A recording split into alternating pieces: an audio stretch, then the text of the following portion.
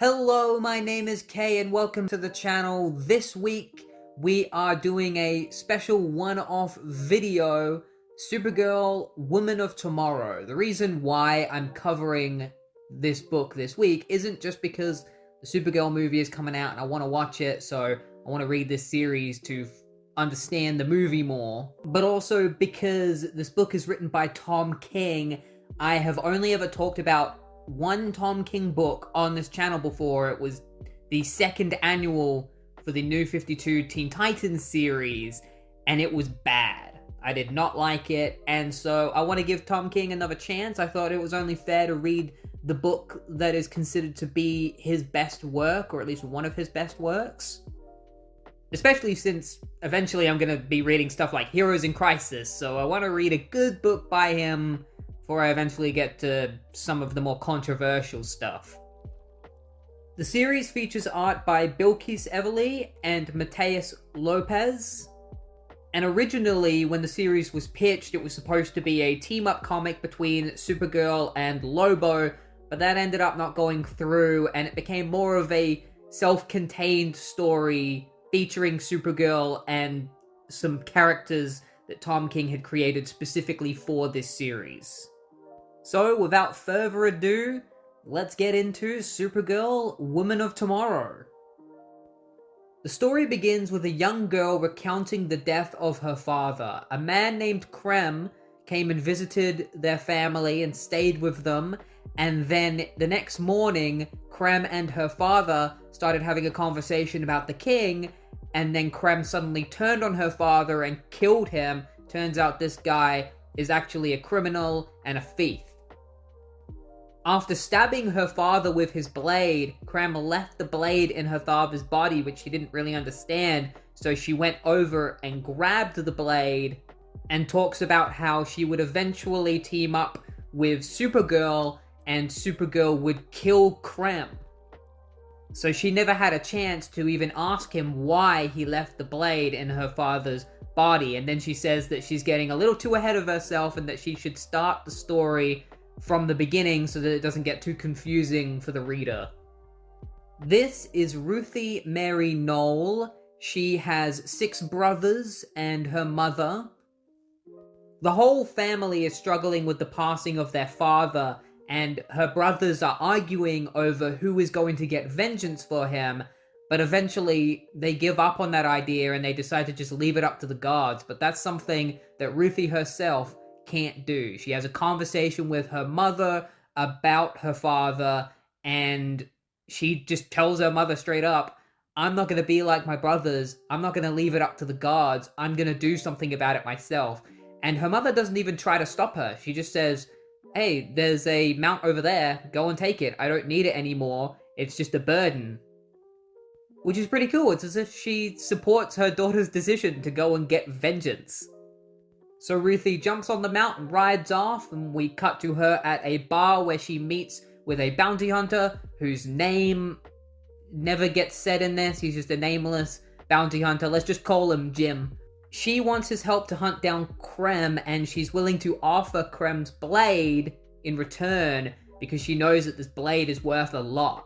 And Jim turns to her and says, how about I just take the blade, and then I promise I will hunt down Krem and kill him.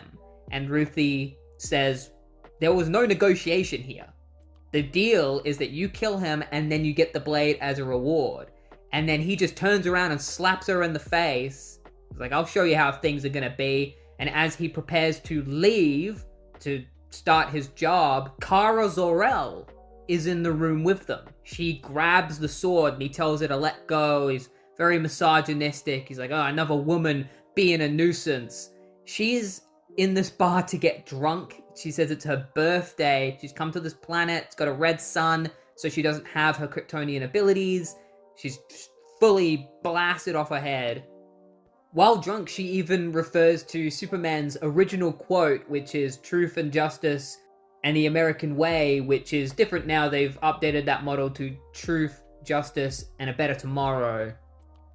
Jim tries to stab her so that he can take Krem's sword back, and in doing so, he rips open her shirt, revealing the ass on it, and She cares more about the alcohol. She's just glad that he didn't smash the bottles, so she finishes it off and then tells the guy that he can continue trying to attack her now that she's finished the alcohol, but it's probably going to hurt him. And she just grabs the bottle, smashes it in his face, and he's like, "Ah, you dare!" And then realizes that she's bleeding because of the red sun. She forgot about that. Jim tries to stab her again, but she dodges it. And then she stands up, smacking into him and sending him crashing into the table behind her. And then she grabs his sword and Krem's sword and holds it at his throat. So without even really trying, she's just taking out this guy, and we're showing that Kara is a badass. And Krypto's just there in the background looking real cute. I love it. He's just like, oh! Kara wakes up the next morning where it turns out Ruthie had taken her to an inn or something to spend the night. And she's not feeling great. She's feeling like shit. And Ruthie introduces herself to Kara and immediately says that she would like to hire Kara to hunt down Krem and kill him. And we get this moment where Kara just looks dramatically at her and then immediately starts vomiting. It's some genius comedic timing on King's behalf. I love how concerned Krypto looks in the corner. This probably isn't the first time he's seen this. Kara says no to Ruthie. She has no interest in helping her hunt down someone and kill them because Kara doesn't kill people. Because it's wrong. She has no interest in swords either, so she doesn't even want Krem's sword. She's like, yeah, what am I going to use it for? I don't kill people. And Ruthie doesn't really understand the kind of morals that Kara goes by, and she refuses to let Kara leave and not help her, so she decides to swim after her. And this entire time, Ruthie is self-narrating, and she just loves to go into incredible descriptions with her self-narration to the point where I think she goes a little bit too far at times, where she comes ashore and the way she describes it is like, the burn and the scratch of the sand on my feet felt like a baptism, and I welcomed it as a babe welcomes the smile of a kindly priest. Like, okay, like, all you're doing is coming up onto a shore. Like, what's so significant about that you have to describe it that way? I kind of love how overdramatic these narrations are. I think it really gives us an idea of the kind of person that Ruthie is. Quite literal, a bit of an overdramatic thinker. She sees a ship. This is Kara's ship. Kara and Krypto come out of the ship and they tell her to go away because the ship is about to take off and they don't want her to get caught in the blast. She tries to tell Ruthie that she has to go home because there are people there that she needs to help. She says sorry, and all Ruthie says in reply is her name, and she asks Kara to help her take down Krem. It's like a voice message on repeat, the way that she delivers it. Kara tries to relate to Ruthie on an understandable level when referring to the death of her father, because she says that she understands that she's lost someone and how hard that can be. And Ruthie gets mad at her. She's like, you don't understand, I've lost my father, he's never going to be there when I get married, anything, I lost my world. And at this point, Ruthie doesn't know the history behind Kara. She doesn't know that Kara has lost her world or anything, but the narration tells us that later on, she would find this out, and she says that, yeah, she'd have known, she never would have talked to Kara that way. So we're really developing Ruthie as a character through these narrations, which is something that writers don't often do well. Too many writers will use narration to just describe what's going on. I think this book does a really good job of using the narration to develop its characters. Kara starts to get upset because she came here to have fun because it's her birthday and not have to think about Krypton, and that's when an arrow gets shot through her chest because of the whole red sun thing. Krem has arrived. He hired Jim to help him find Kara so that he can kill anyone who's trying to kill him. And Krypto gets really mad at this, for obvious reasons, and decides to try and attack Krem, not realizing that he also doesn't have any powers thanks to the red sun. So Krem just shoots Krypto with an arrow, which is horrible. Luckily, Kara survived the first arrow, and Krem is surprised by this. He's like, I thought I took her out with that first arrow. So he shoots her with another one, but she just continues walking up to him, and he shoots her with another one. I don't know how she's surviving these, but she is. I guess she's getting really lucky. She grabs Jim's blade, rips it out of his hands, smacks him in the face, knocking him out, and Krem's just like, oh shit. I gotta get out of here, and he just runs away. Kara runs over to Crypto to make sure he's okay. Ruthie tries to attack Krem, but Krem just kicks her. He takes refuge inside Kara's ship to knock up some arrows, but accidentally activates the ship and takes off. So now Ruthie has a bigger problem. Not only does she have to hunt down Krem, but she has to go into space to do so, and space is a big place, so it's going to be hard to find him.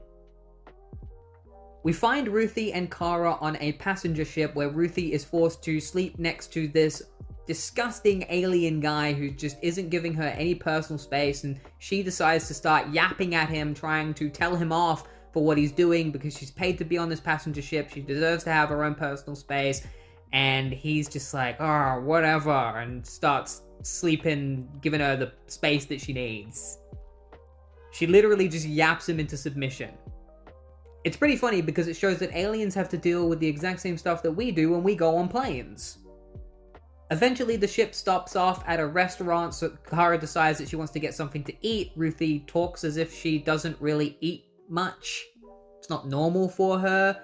And what she does eat is pretty weird. I guess it's normal for aliens, but I saw this and I was like, what the hell? Because she's on her plate, she's got this little purple lizard that is alive. She stabs it with her utensil and eats it while it is alive. Like, what?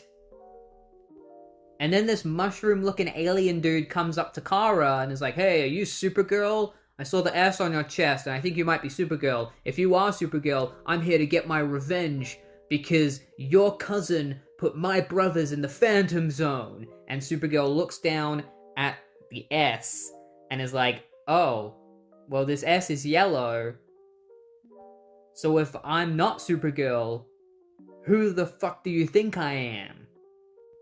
And then she kicks him in the sack. I'm pretty sure she kicks him in the sack. It's heavily implied that's what she did because when he falls over, her leg is where his sack would be. They decide to leave the restaurant, and as they try to leave, the guy tries to shoot her again, and she steps on his face. As the ship continues its voyage through space, Kara gets called to the driver's seat because some dragons have appeared in space. These are just space dragons, and he wants her help in order to take them down because she's a Kryptonian and she should be able to do this. But Kara says that she hasn't been near a yellow sun yet, so she doesn't have her powers back. And he's like, oh, that sucks. I guess we're all gonna die now. And Kara checks with all of the people on board to see if any of them have what she calls reds. She's referring to red kryptonite. Turns out in this comic, red kryptonite is a drug that people can take, and if a regular person takes it, or a regular alien or anything takes it, they will perceive visions of themselves turning into things, but if a Kryptonian takes it, it won't just be visions, it'll be real. And this is the second comic that I've covered on this channel where red kryptonite has been turned into a drug. Only in the other comic it worked differently, where it didn't matter who took it, you would get superpowers regardless. She takes the drug and she turns into a phoenix version of Supergirl and flies into space and fights the dragon and just blasts through it and kills it.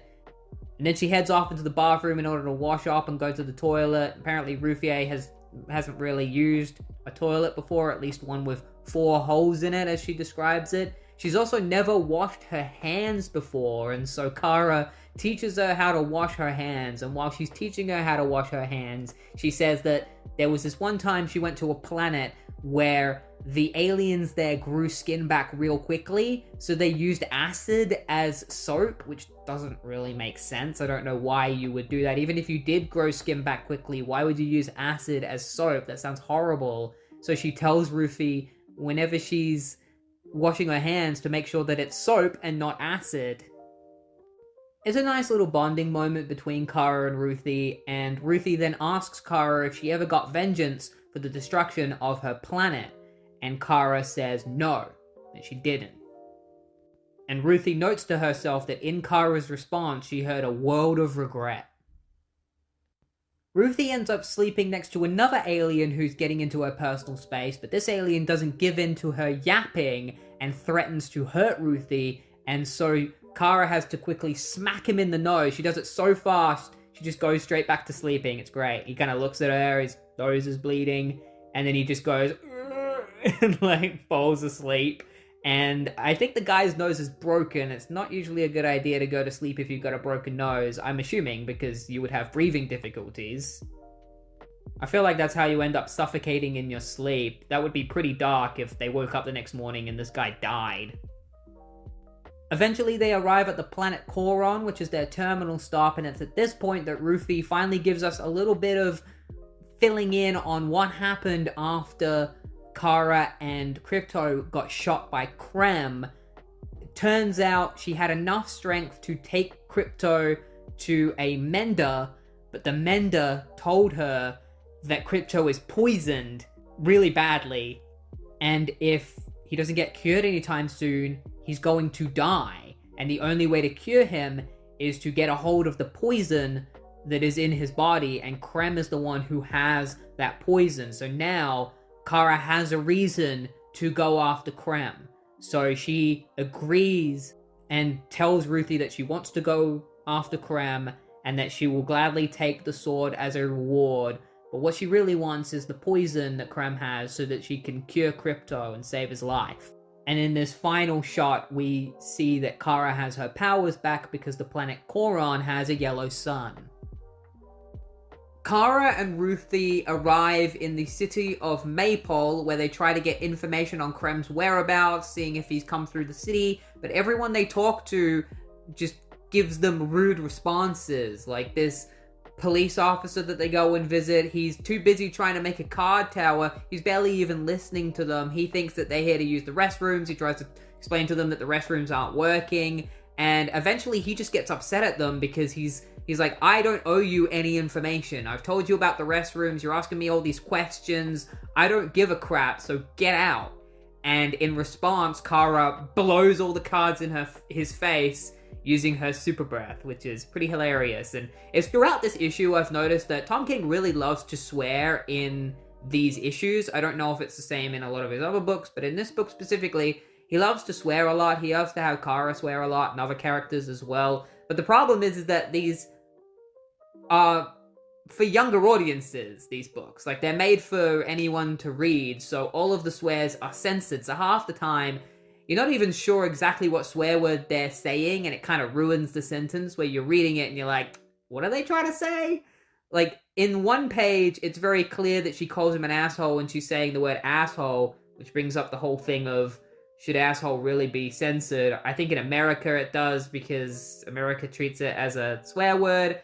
This is just coming from an Australian. Asshole is just such a normal word over here that it feels weird seeing it get censored. But there are other moments in the book where they could be saying anything, and I just don't know, so it kinda ruins the dialogue in my opinion. I think if you're having to censor swear words, you're better off just not using them and instead trying to write the dialogue in a way that you don't have to use swear words so that the sentences can be read in a more coherent way. That's just a little critique from me.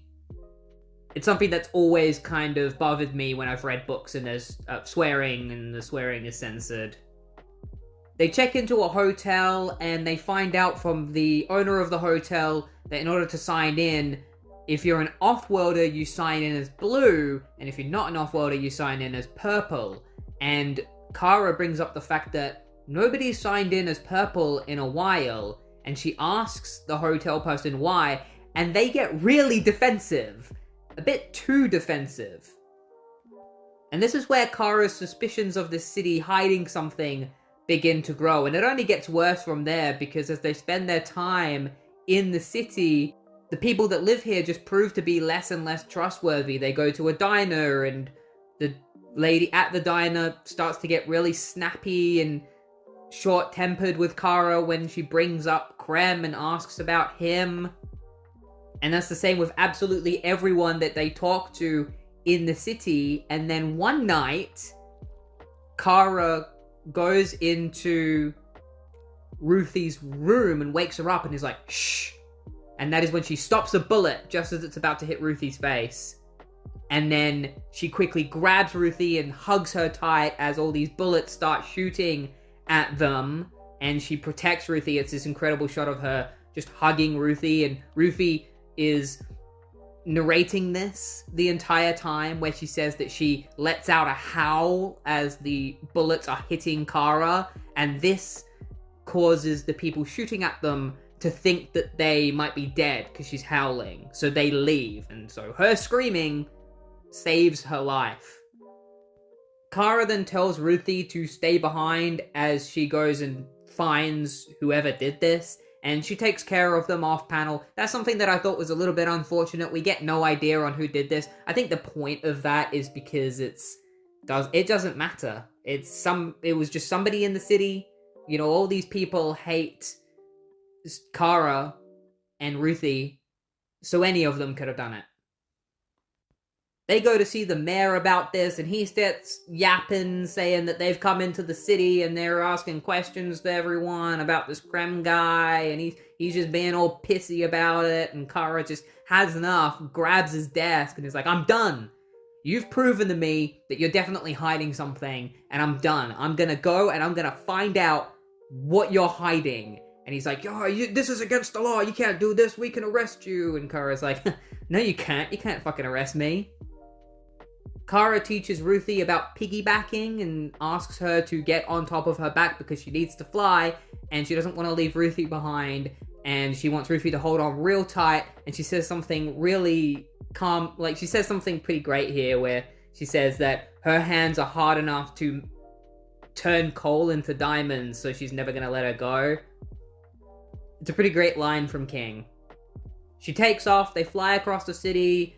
Kara looks everywhere until eventually they get to what seems like the middle of nowhere. She starts beating the ground, digging it up, and she finds a sign that says Purple Town, and then she continues to dig and she finds a whole bunch of skeletons. So, yeah, this city has literal skeletons in their closet. She goes to the authorities to get them to talk, and the guy pulls out a gun and shoots her in the face, and the bullet breaks on her eye and she just flicks it off. And he's like, oh my god. There's so many moments in this where characters are just thrown off by Kara's abilities. They just have like, oh shit moments of like, oh, I'm fucked. Everything is then explained to us by Ruthie. So there was a brigand group called Barbon's Brigands, and their whole thing was going from planet to planet, just causing carnage, killing everyone.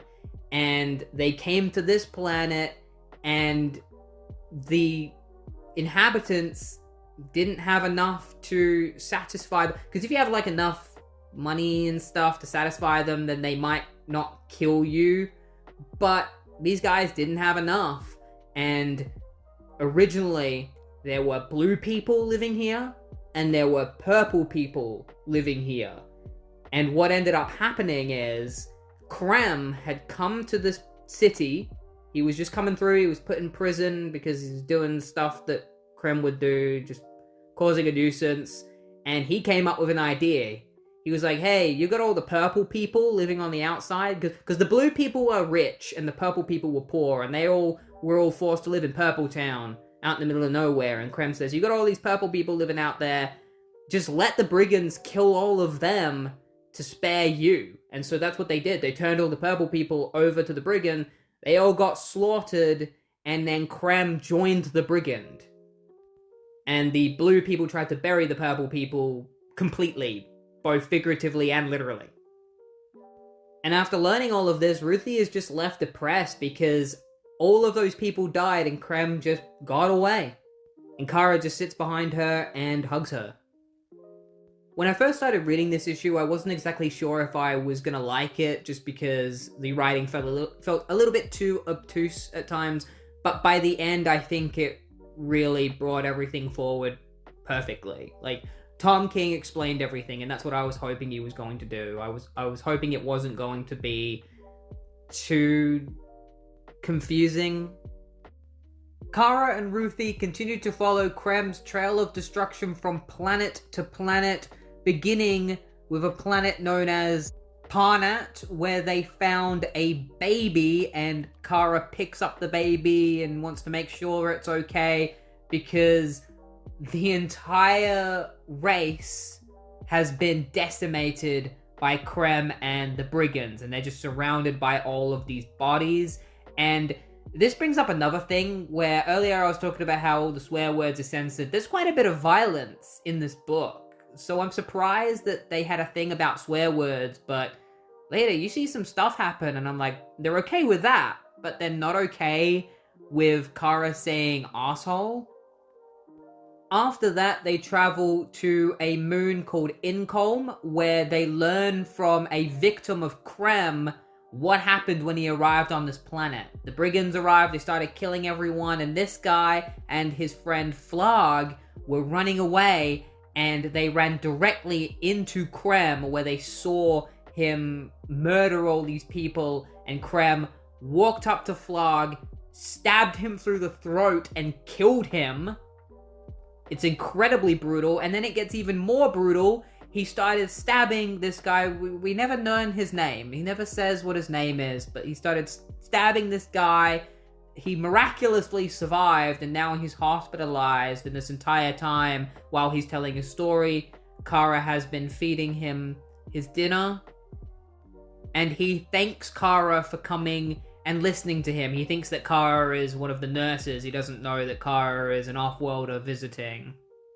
Yeah, we're only a couple of pages in, and this issue is already incredibly depressing, and it just keeps going. They head to a place called Tilius, where there is a guy who was burying bodies, and his daughter died, and he doesn't know where her remains are, and Kara's like, I can't let you keep burying these bodies. You need to take a rest. I'll do it for you. So she buries the rest of them for him, and after she does this, she says that she knows where his daughter's remains are, and she will show him because she used her microscopic vision to look at his DNA and was able to find DNA similar to his.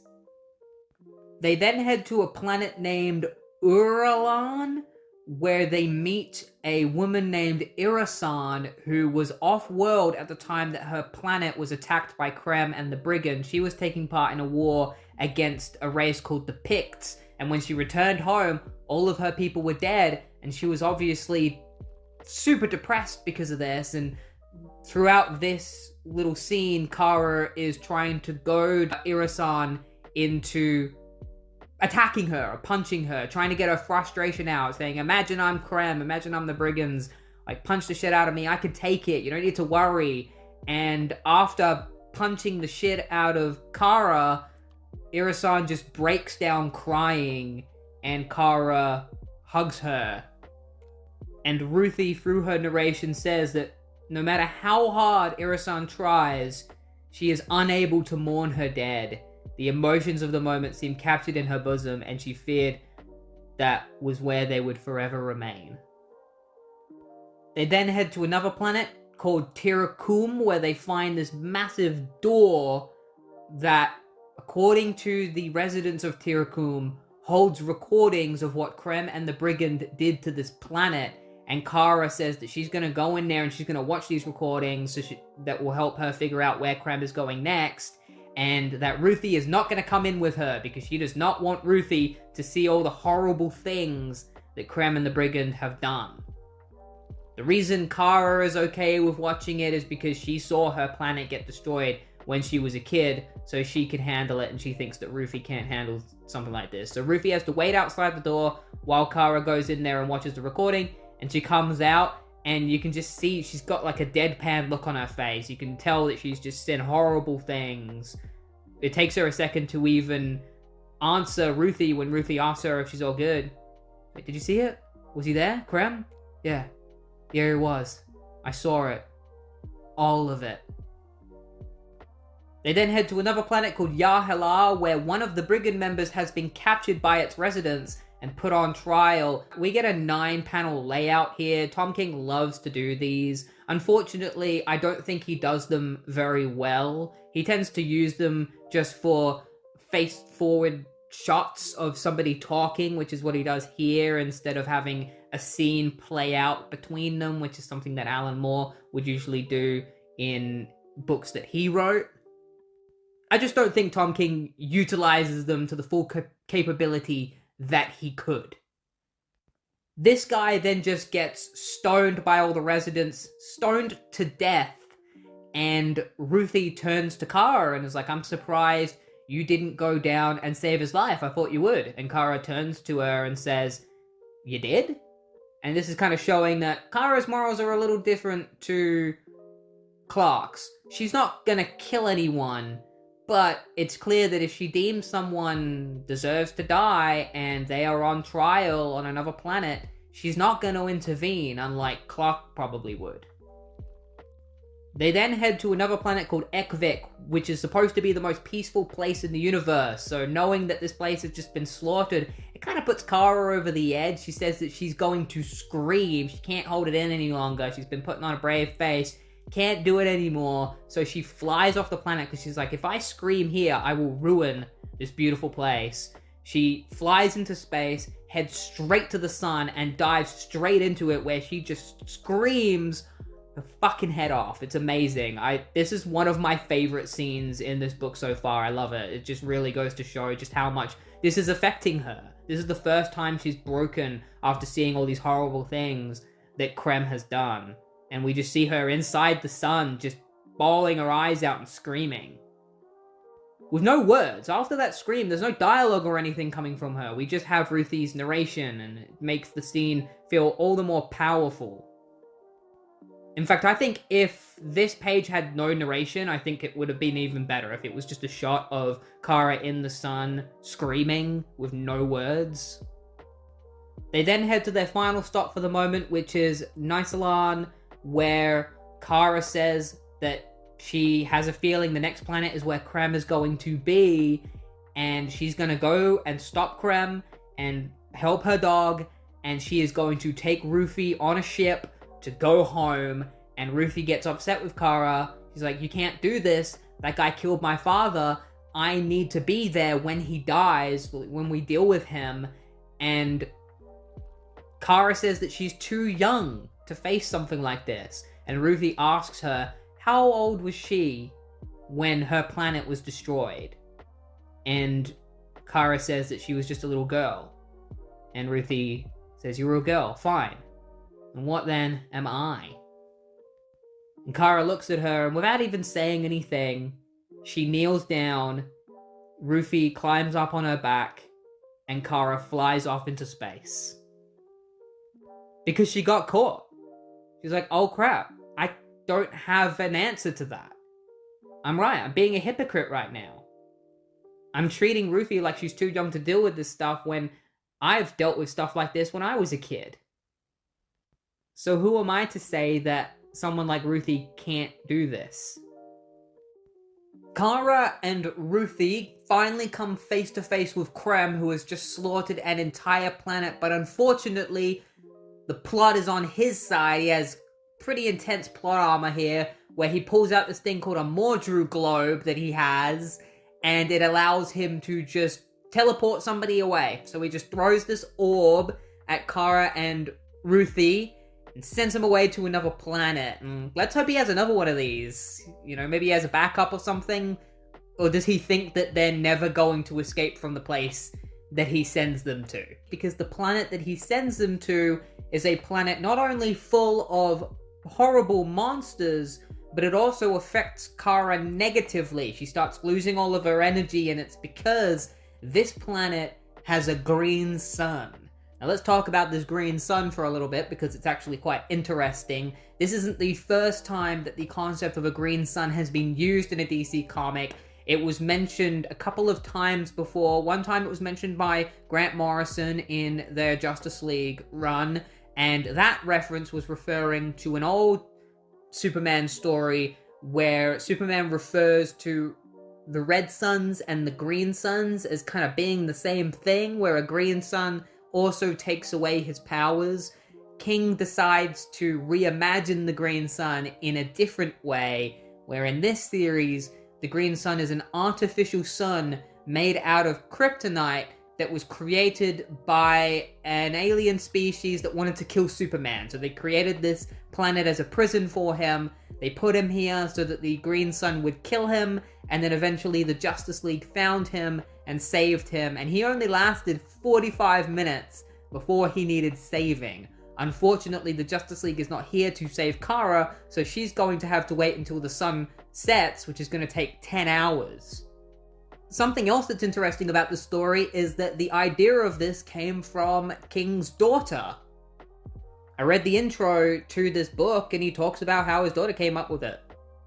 His daughter Claire, they were having a conversation about super people one day, and his daughter Claire said, red suns take away Kara's powers, or Superman's powers. Yellow suns give them powers. What does a green sun do? And King said that he had a story to write. Now, in that intro, King says that it was issue 4. It's actually issue 5.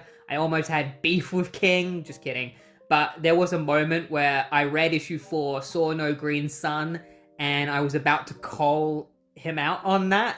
Before I read this issue, I was like, you said there was going to be a green sun in issue 4. I read issue 4. Where's the green sun, Tom? Where is it? I'm looking for it. Can't see it. Oh, it's in issue 5. How do you get the wrong issue in your own series? And not only is it the wrong issue, but it's the issue that your daughter wrote or came up with. How do you forget about that? I'm just kidding, obviously. I'm not actually giving him a hard time on this. Because Kara is powerless on this planet, Ruthie has to take her to safety and safeguard her. So this is the first time we get to see Ruthie actually in action, fighting things, trying to protect Kara. But this is also where another issue of mine actually kind of comes up, because this issue conflicts with prior DC lore a bit. I think Tom forgot how kryptonite works in the DC universe. I think he forgot that it doesn't just only affect Kryptonians. It affects them in the way that it takes away their powers. They're the only species that it does that to. But I think he forgets that kryptonite can hurt humans and other species if you're prolonged to it for long periods of time. The most infamous example being Lex Luthor got cancer from having a kryptonite ring for so long. So if you have an entire sun made out of kryptonite, I would imagine that any species who isn't Kryptonian that is on this planet would get cancer really fast, because I imagine this sun has way more radiation than our sun. So realistically, Ruthie should be baking right now. Real bad. But she doesn't. She's absolutely fine. In fact, I think this issue actually would have been kind of cool if towards the end Ruthie was actually starting to get sick from being under the sun too. It just took longer for her to start to feel the effects of it because she's not Kryptonian. A weird dinosaur thing comes and tries to eat Kara, so Ruthie has to fight it. This is the first time we see her fighting something. She goes at it with that sword. She stabs it in the face, she stabs it in the neck, and just puts it all the way through. Kills this thing. This is the first time she's killed a beast like this. She goes back to sleeping with Kara, and then a whole bunch of pterodactyl-looking things show up and start eating the carcass of the beast, and they are going to attack Ruthie, and she can't reach her sword quick enough, and that is when Kara gets her powers back for a little bit and is able to use her heat vision to kill one of them. This is incredibly lucky. I think this is another kind of plot armor moment in this, where Kara is not supposed to have any abilities because of the kryptonite sun, and yet she's able to shoot her heat vision in this very moment to save their lives. Like, okay. She immediately passes out after this, at least. Kara starts to feel really, really bad, and she believes that she needs water. She needs it. She's going to dehydrate if she doesn't get any water, and Ruthie's like, you can't have water. If you go down to the lake, all those monsters, it's a trap. They're gonna kill you. Also, throughout this entire issue, Supergirl has just been swearing like crazy. And now Ruthie's started picking up on it. She started swearing too. And Kara was like, oh, Clark's gonna be real mad at me if he ever met you and you started swearing. This is actually a pretty cool moment of Ruthie standing up against Kara properly for the first time and saying, look, if going down there is going to risk my life and yours, then we're not going down there. Eventually, Kara just swears and passes out. She's like, oh, shit. Ugh.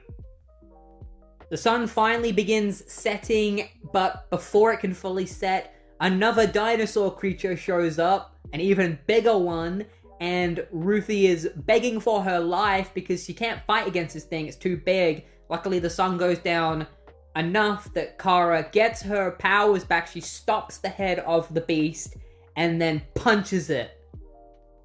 And that's it. The sun's gone down. Kara's got her powers back. They're all good. They're going to fly off into space and continue their search for Krem, and hopefully this time he doesn't have any plot armor orbs that can send him to another planet. And that planet has a blue sun, and that sun, it just makes you real depressed. Krem is on another planet committing more genocide, but as he shoots an arrow at one of his final victims, the arrow is destroyed by heat vision, and he knows immediately that it's Supergirl. He's like, she's here! One of his guys gets thrown into a wall, and he has another Mordru globe. So King did write it in a way where the character is not stupid. He has another globe. He's like, I'm gonna use it again. Let's see where you get sent this time. Kara arrives. She's like, you shot my fucking dog. And Krem's like, ah! And he throws the Mordru orb at her. And as it chases her, Kara dodges it. And Krem is like, you can't outrun the Mordru globe. It's impossible. Nobody can. It's like, I can't, but my horse can. And this is when Comet is revealed. Kara's magical horse. I don't really want to go into the history of Comet. All you really need to know is that this is a very old character that has been around for many years. It's a magical space horse that Kara can use and fly on.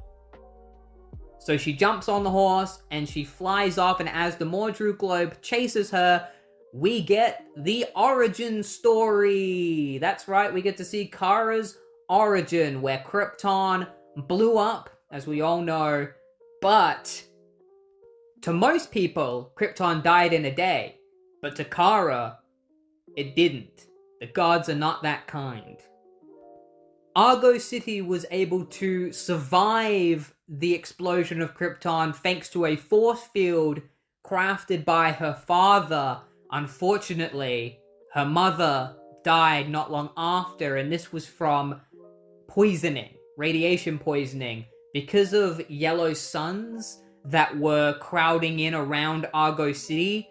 The grounds that they were living on were poisoned, and so Kara's father came up with the idea to cover everything in lead so that they won't be poisoned anymore. So Kara spent a long part of her time in Argo City, helping the citizens build lead over the ground, but unfortunately as time went on, more and more citizens dropped dead. Originally there was 18,000, eventually 13,000 people died by the time they finally got done covering everything in lead. Unfortunately, this was very quickly undone by an asteroid storm, which is incredibly unlucky. It came in, destroyed all of the lead, rupturing the ground, and so there wasn't really much left to do. Kara went in to talk to her father. She's like, is there hope? There is always hope. For you. Luckily, Zor-El has one last plan, which is to build a ship similar to the one that his brother built for Clark for his daughter. He is going to save his daughter's life. It will carry you, he said. We will die. You will live. Why me? She asked. You are my little girl, he said, and I will save you. No, she said. What I have seen, how can I still be a little girl? Tomorrow will come soon enough, he said. And I will pass, and this place will pass, and stars will fall and suns will rise. And you will be a woman looking back on the many decades of your life, the terrors and the triumphs. Perhaps you will think of your father then, and perhaps you will remember whatever has happened. Whatever pain you have ever endured, you are still my little girl. Eventually, Zor-El finished the ship, and they had their final words together as he set Kara off. Like, all is set. You're ready? Yes, father. Well, best of luck. Remember what your mother said. Be good. And he kisses her on the forehead. Yes, father.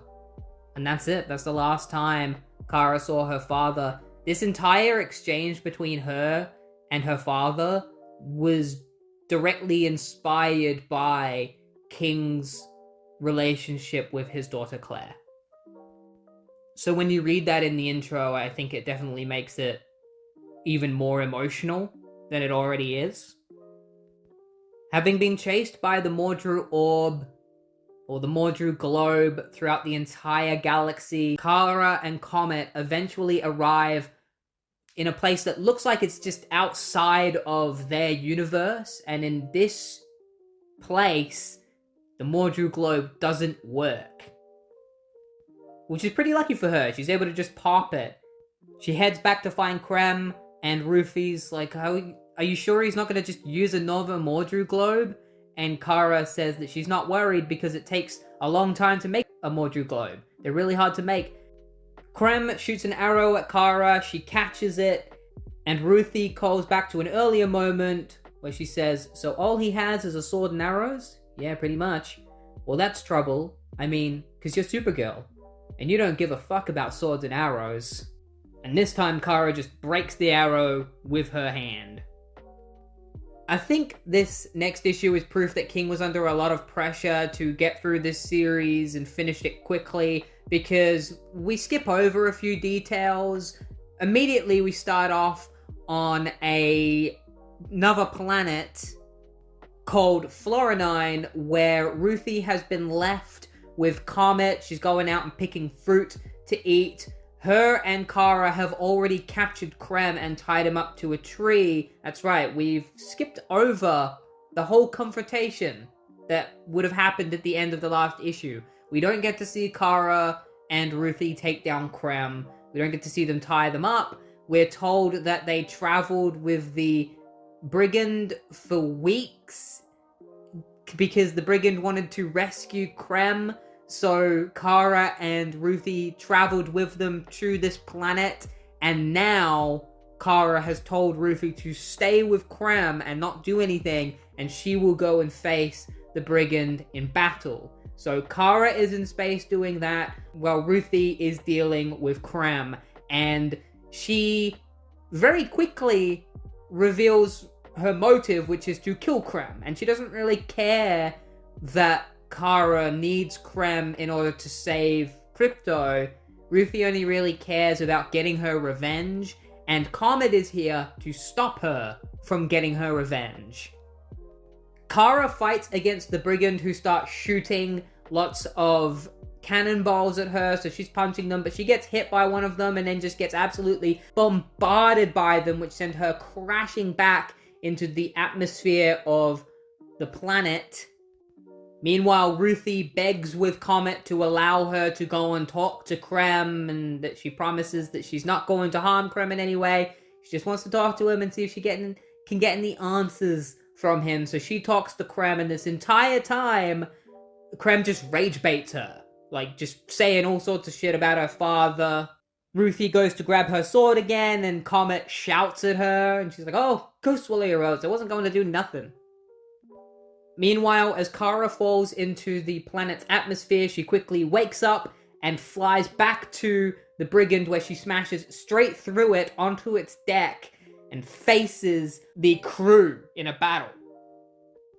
Krem goes over his confrontation with Ruthie's father, where it turns out the reason he killed her father is because her father didn't like his joke. It's really that simple. He made a joke about the king, and her father called it blasphemy, and Krem is like, oh, well, you don't like my joke? And stabbed him in the gut.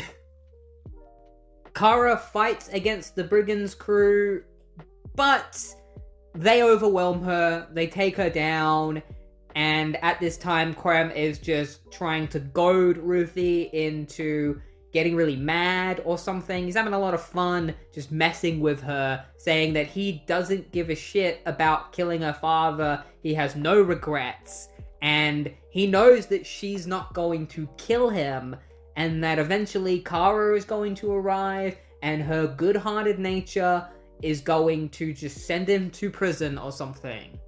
Like, he's 100% sure that he's coming out of this alive. even if the brigand fails to rescue him.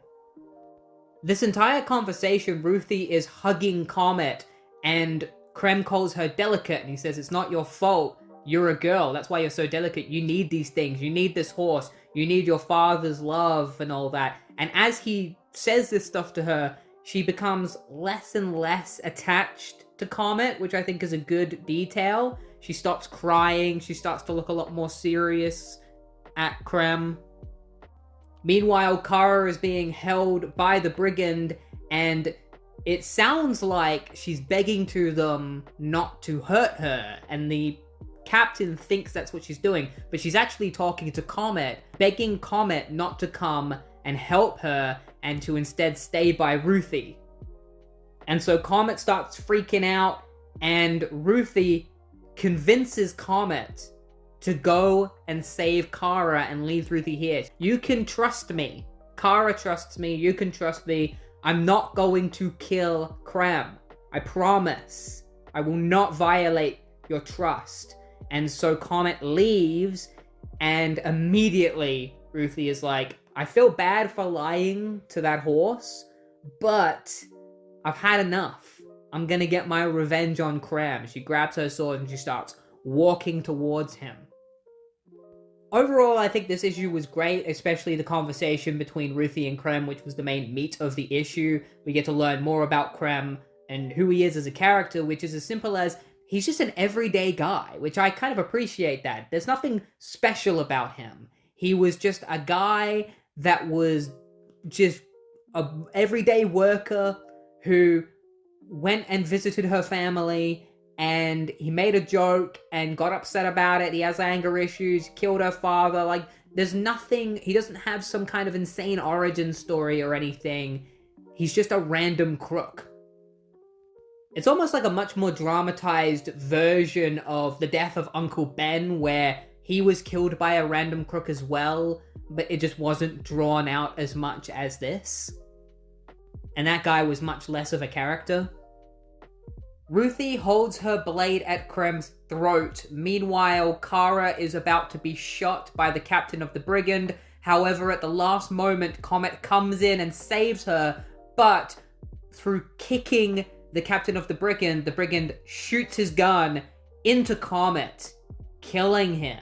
And as he dies, Comet turns back into a man, because yes, Comet is a guy. I didn't want to go into the details, but originally, Comet was a centaur who was cursed by Circe and was turned into a horse, and then eventually met Supergirl. And that is the origin of Comet. However, even though this is supposed to be the same Comet from those old comics, it's King grabbing a character from years ago and bringing them back. This version of Comet is not a centaur. This version is just a man with 2 legs. As Kara gets her revenge against the brigand for killing Comet, Ruthie decides that she can't just kill Krem like this. She needs to give him a chance. And so they're going to have an honorable fight. She puts the sword in the middle of the beach. The two of them stand the same distance apart from it, and they each rush at the sword to see who can get it first. As Krem grabs the sword, Ruthie kicks him in the face, and then she falls backwards because she hasn't really done this kind of thing before, so she's just like, falls backwards. Krem is like, oh, you stupid shit. Tries to stab Ruthie. She dodges out of the way. She kicks him in the face again, knocking him backwards. She tries to get the sword out of his hand, but he's holding onto it too tight, so she bites his arm until he bleeds, making him drop the sword. She then grabs the sword and talks to him about her father, and as he tries to lunge at her, she just casually cuts his fingers off, which is kind of odd in terms of the censoring of this book, because we can show this guy get his fingers cut off and have him screaming in pain as we see his nubs bleeding, and yet they still can't show the word asshole. After going through an entire monologue about her father, Ruthie decides that she can no longer wait and wants to kill Krem. She goes to cut off his head, but stops. And then she tries again.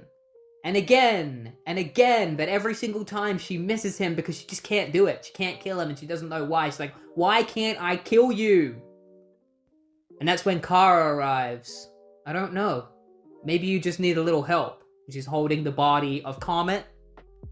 Kara explains to Ruthie a little bit about what Comet is. Oh, he used to be a guy. Also, he was kind of in love with me.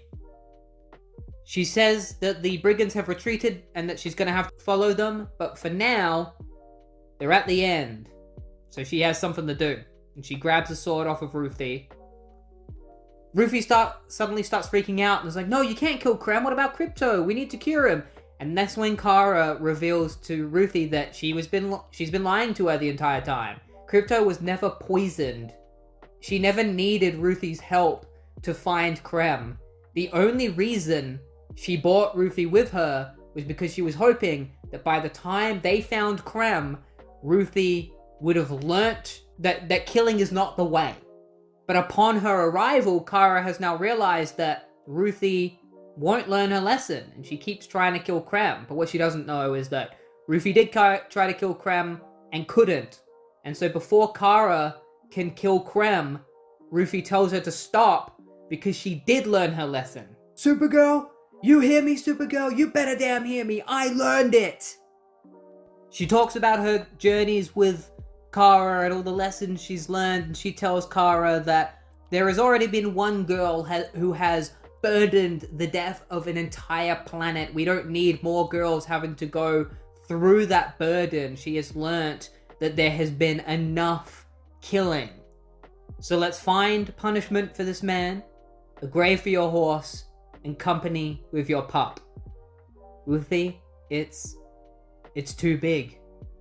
We're too small.